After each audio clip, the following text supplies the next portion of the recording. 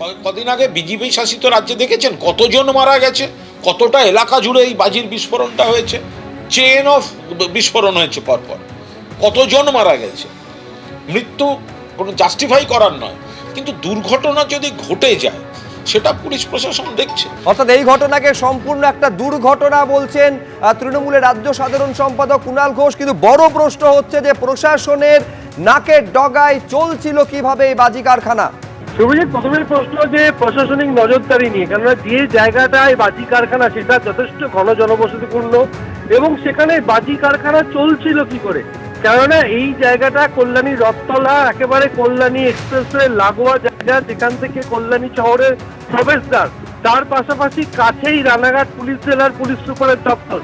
সেখানে কি করে এই ধরনের বাজি কারখানা চলছিল তার প্রশ্ন উঠেছে এবং যে ভয়ঙ্কর অগ্নিকাণ্ডের ঘটনা ঘটেছে এবং বিস্ফোরণের শব্দ শুনতে পেয়েছেন এলাকার বাসিন্দারা, তাতে 4 জনের দগ্ধ দেহ উদ্ধার হয়েছে ইতিমধ্যে এবং আরও অনেক দেহ উদ্ধার হওয়ার সম্ভাবনা রয়েছে। কেননা এখনো দমকল কর্মীরা পুরোপুরি ভেতরে প্রবেশ করতে পারেননি এবং ধ্বংসস্তূপের নিচে আর কি আটকে আছে সেটা স্পষ্ট নয়। কিন্তু যখনই এই ধরনের বাজি কারখানায় বিস্ফোরণের ঘটনা ঘটে তখনই প্রশাসনিক নজরদারির প্রশ্ন। যে জায়গাটাতে বাজি কারখানায় বিস্ফোরণ ঘটেছে সেটা যথেষ্ট জনবহুল এলাকা এবং কল্যাণী শহরের প্রবেশদ্বার, তোমাকে শুরুতে যেটা বলছিলাম, সেখানে এই ধরনের বাজি কারখানা চলছিল কিভাবে। কেননা যখনই বাজি কারখানায় কোনো বিস্ফোরণের ঘটনা ঘটে, কোনো বিপর্যয়ের ঘটনা ঘটে, তখনই প্রশাসনের পক্ষ থেকে নজরদারি জোরদার করা হয়, যে সমস্ত কিছু দাবি করা হয়। কিন্তু যদি এই ধরনের নজরদারি থাকতো তাহলে এই ধরনের ঘন জনবসতিপূর্ণ এলাকায় এই বাজি কারখানায় এরকম বিস্ফোরণ ঘটলো কি করে। কিন্তু অন্তত 4 জনের মৃত্যু হয়েছে, আরো বেশ কয়েকটি দগ্ধ দেহ থাকার সম্ভাবনা থাকতে পারে। এখনো ধ্বংসস্তূপ সরানোর কাজ শেষ হয়নি। এলাকার বাসিন্দারা যথেষ্ট আতঙ্কিত, কিন্তু এখানে দীর্ঘদিন ধরেই বাজির কারখানাটি চলছিল। সেখানে ঠিক এই মুহূর্তে কতজন কাজ করছিল, কিভাবে কাজ হচ্ছিল সেই বিষয়ে স্পষ্ট ধারণা প্রশাসনেরও নেই।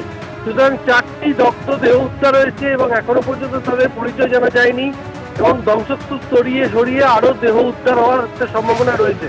শুভজিৎ, এই যে ছবি আপনারা দেখছেন, এই ছবি রীতিমতন ভয় ধরানোর মতন। তার কারণ স্থানীয় বাসিন্দারা হাত লাগিয়েছেন, তারা টিউবওয়েল পাম্প করে সেখান থেকে জল নিয়ে আগুন নেভানোর কাজটা চালিয়ে যাচ্ছেন। ফলে বুঝতে পারছেন যে শুরুতেই যখনই বিস্ফোরণের ঘটনা ঘটে তখনই স্থানীয় বাসিন্দারা ঝাঁপিয়ে পড়েছেন এই আগুনকে নেভানোর জন্য। এখনও পরিস্থিতি সম্পূর্ণ নিয়ন্ত্রণে আসেনি বলে জানা যাচ্ছে।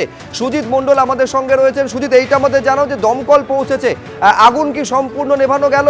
এখনো পর্যন্ত কতজনের মৃত্যু হয়েছে বলে জানতে পারছো? হ্যাঁ দেখো, যেটা প্রথম অবস্থায় বিস্ফোরণের পর স্থানীয় মানুষরাই কিন্তু আগুন নেভানোর কাজে হাত দেয় এবং তারাই কিন্তু আমরা যেটা দেখতে পাচ্ছি টিউবওয়েল থেকে জল নিয়ে তারা কিন্তু আগুন নেভানোর কাজ করছে।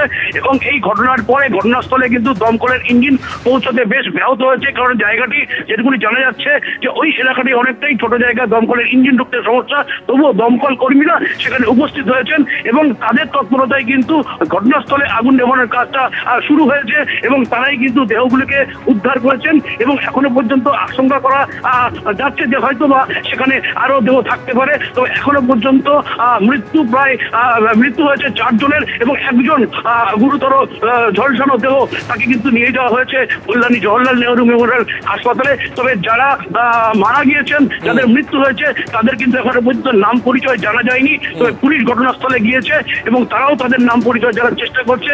এরা আদৌ কর্মী ছিল নাকি, এখানে তারা কি করছিল এবং সমস্ত বিষয় জানার চেষ্টা হচ্ছে। তবে এই যে জনবহুল জায়গায় এত বড় বিস্ফোরণ, তা নিয়ে কিন্তু ব্যাপক পরিমাণে একটা চাঞ্চল্যের সৃষ্টি হয়েছে। শুভজিৎ, ধন্যবাদ সুজিত।